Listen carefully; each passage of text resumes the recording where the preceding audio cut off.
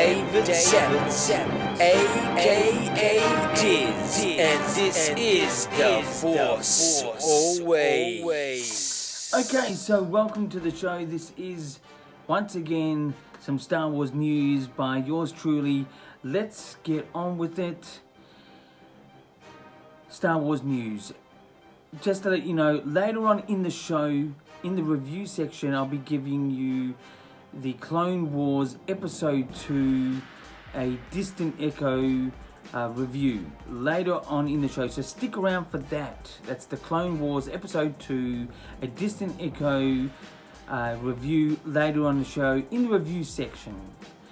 To more news, Star Wars Celebration that's in Anaheim of this year, it's about 180 days away roughly, has still got Thursday and Sunday tickets available. I think it'll be a slow burn, but if you want to get tickets for that event, it is essentially a good event. I've got to admit, I don't know what they're going to offer this year because it's there's no big episodic film. There's nothing that I can think of that's going to be massive in the next year or two, or possibly 3. But it's still a great community event. It's still fun. The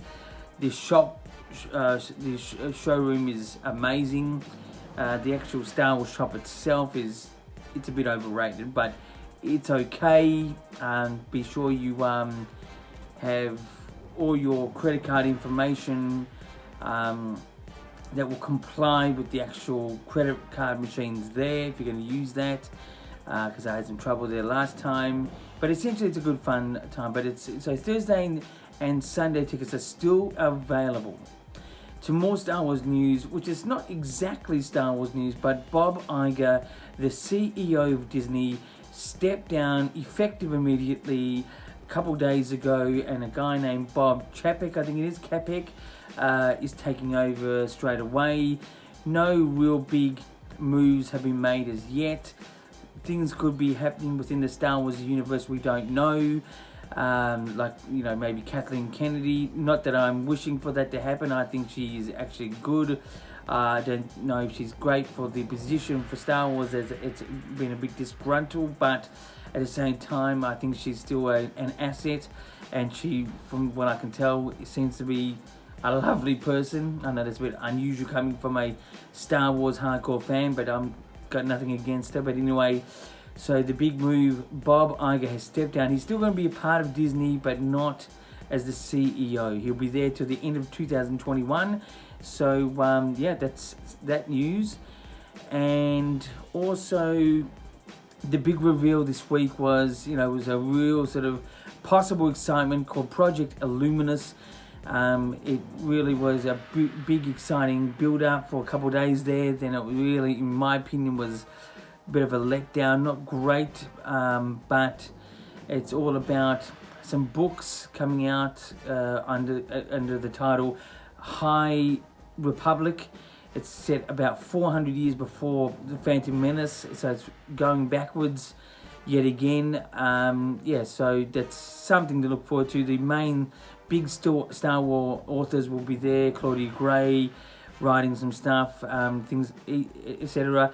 The Star Wars team, which I've met 2 of them, Pablo Hidalgo and Matt Martin, I've met before from the big Star Wars team. They're the storytelling team, and they were sort of pictured in this whole sort of Star Wars event. Personally, I'm not overly excited for this thing. I thought it's a really unusual name, Project Illuminus, but sort of it's something, I suppose. But anyway, that's pretty much the Star Wars news for this time around. Let's get into the views. Views is not how many one gets on their Star Wars channel or a channel, YouTube channel. It's not predictions, it's just my story ideas. It could involve a poster story idea, it could be like a TV series, it could be an episodic film, a standalone film, anything. It could be a trailer. But my story idea this week is really to do with what we had given to us this week, which was the Project Illuminus High Republic. I think my big story idea is sort of a preference rather than a story idea. I think Star Wars the heads of creating Star Wars at the moment, which I'm happy for. I've got no qualms like a lot of people out there have. But I think they really need to carry two words that are put together almost as one title that George Lucas came up with, and I think it was such a big component to Star Wars without even knowing it was about Star Wars. I think used future needs to be understood that this is what the story needs. It needs to be futuristic with a real dirty look. Used future. And to go back 400 years, or even going back to the Phantom Menace, which I remember back in 97, 98, when it was revealed that it was going to go backwards before forwards, I thought, as I've said this before on the show, I was excited that it was going to eventually go forwards if we had to go backwards, but it never did. At that time, in about 99, 2000, something like that, it was stated online, internet, not stated, more sort of visualized as a blank space with an episode 7, 8, 9 that they were going to move forward, but they never did. I think the time and energy it took, I think Lucas it took it out of him. But anyway, my preference story idea is to keep writing forward, not backwards. I think that's a big component to Star Wars storytelling, is just keeping it forwards. And it will also have Star Wars become more exciting, because going backwards is a bit lethargic and a little bit and it can get a little bit unusual. The used future feel is a bit lost in that point, and I think that's a big component. That's my sort of story idea. It's a component, it's a preference rather than an actual idea, but it is to do with story. It's all about being used future in its feel. Anyway, so that's my views for this time around. Let's get into reviews. Reviews is all about the Clone Wars, which is on Disney Plus. It's in season 7, the final season, the final season, because we did have a final season before, but now this is the new final season. So this is episode 2. It's called A Distant Echo. Straight off the bat, I'm going to give this a 6.8 out of 10. It was an okay episode. It was sort of a bit of a computer game sort of feel, I thought, from start to finish. It ended a little bit abruptly, but sort of poetically. It was okay. It was just nothing really about it besides Anakin and Padme having a bit of a conversation behind the scenes. It sort of gave a bit of insight to their conversations and where they were at, in the lead up before their the pregnancy and things like that of Luke and Leia. But the episode itself, it was okay. It was more of a mellower version than the first episode. I'm still excited for it. It has things to sort of say. It just needs to, move along. It needs to really pick up the pace in almost having that Revenge of the Sith, aspects to the story coming into light, so we can really see this. What happens, in the lead up to that, the Revenge of the Sith. But, a 6.8 out of 10. So in Australia, the actual episode comes out at 8 p.m. Eastern Standard Time in Australia. I'm sure you guys in America are getting it right in the middle of the night. But yeah, so it's still okay. Like, it was just a bit flat, but and a little bit computer game like, with its lots of action, sort of gunfighting type shots. That's pretty much what I got to say for that this time around. That's the review for this time around. Let's get into the interviews, where I asked myself, for you guys out there, 2 questions. It's going to be a 2Q, which is 2 questions. I asked myself, for you guys out there, what is the future of Star Wars? It's a big question. You could ask, in a very epic sort of way, but at this point of time, what is the future? Well, what it is we're going back yet again into the past with this new Project Illuminous thing, which is not really a TV or movie type thing. It's more sort of books and things like that.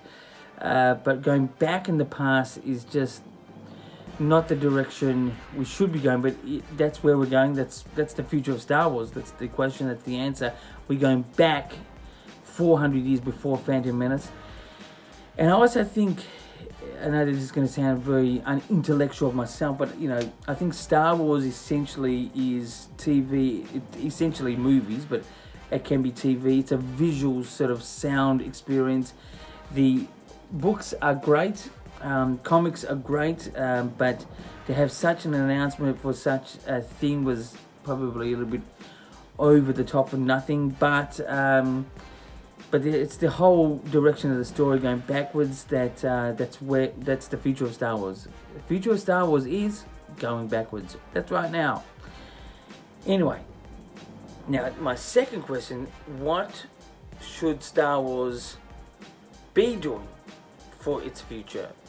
And this is my opinion. I think what it should be doing, as I sort of touched on last week, and probably before that, is that there is a release date for 3 movies so far. In basic terms, 2022, 2024, 2026. Each of those years should be an arc from each one of the main characters of today. As I said, 2022 should be about Finn, like the Finn adventures, but of now, that is right from the Skywalker, after the Rise of Skywalker. The next one in 2024 should be about Poe, his arc, having maybe Finn and Rey sort of slide in here and there. And then 2026 should be about Rey, her big arc, which should then lead into 2027, which has not been announced, but as I've said before, that will be the 50th anniversary of Star Wars, and being number 10 in the episodic series, of the big 1, 2, 3, 4, 5, 6, 7, 8, 9. If they're going to go 10, do it in 2027, and have those 3 characters as a build-up for each one of those years. 2022 for Finn, 2024 for Poe, 2026 for Rey, and then having that connect to number 10. Obviously, in the storytelling of Star Wars, maybe 10 years down the track. And that would sort of create a bit of excitement in the lead up for 10, and also create some interesting, used future feel of Star Wars for those 3 characters in those 3 years. It's official, those years are movie release dates, unless they retract them, which can happen.